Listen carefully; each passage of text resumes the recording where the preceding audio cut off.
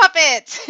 These little people puppets come in handy all the time. So obviously you can use them to teach family, mom, dad, brother, sister. I use them a lot when we're doing things like he, she, his, hers, we, they, theirs. All of those can be used by these little people puppets. Old, young, adult, baby, lots of uses for these, and they're pretty cheap. So I will put the link down below where you can get these off of Amazon.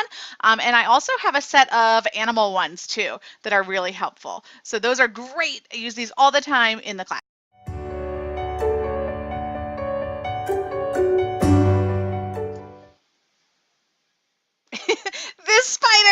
This spider I use all the time. I got this at the dollar store at Halloween.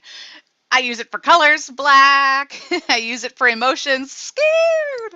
I find all kinds of uses for this silly spider. So anything that's just out of the ordinary, a little something like this. I usually keep this on my desk all the time because I find so many ways to use this little spider. The boys especially really like it.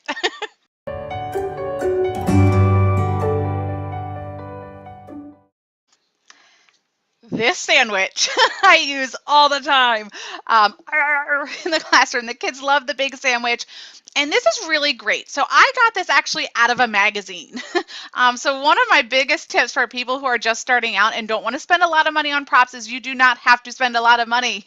I literally keep old magazines around, and all I will do is I will kind of keep a stack of them, and when I have time, I'll flip through a magazine, anything that I think I might use. Oh, look, there's a bed. I'll cut it out.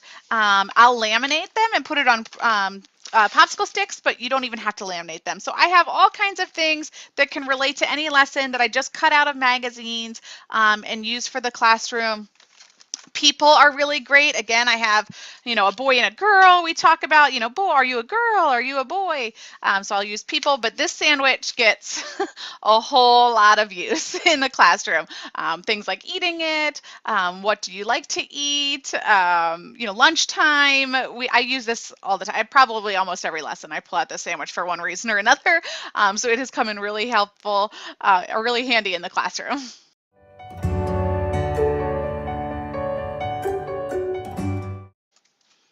Of course, flashcards are really helpful, and I have a lot of the typical ones with letters and numbers and different things like that. But I also find really helpful to put different keywords on flashcards like this, and I use sitewords.com.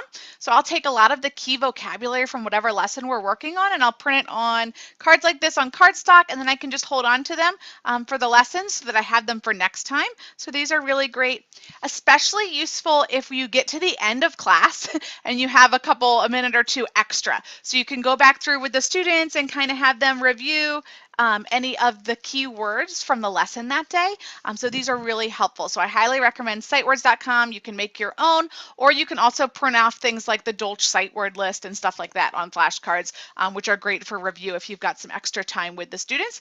And then, of course, the different kinds of flashcards that you can find at the dollar store, Target, that are really cheap. But letters, numbers, things like that, colors, you can find flashcards for a lot of different things. So I have a couple of sets of those around my classroom that can be really useful as well.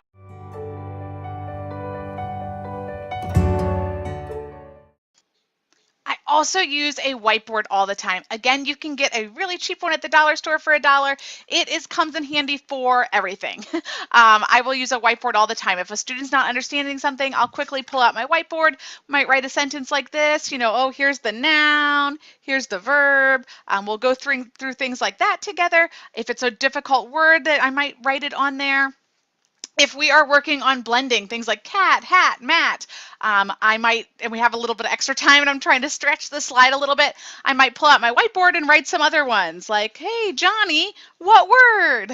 And I'll write some new of those blending words with whatever letters they're working on. So the whiteboard is really handy. I have a couple of these laying around, but you can use them for anything. It's really easy to pull out and use, or draw a quick picture. If a student's not understanding something, you can draw a quick picture to help them understand. Really easy, really great for the classroom.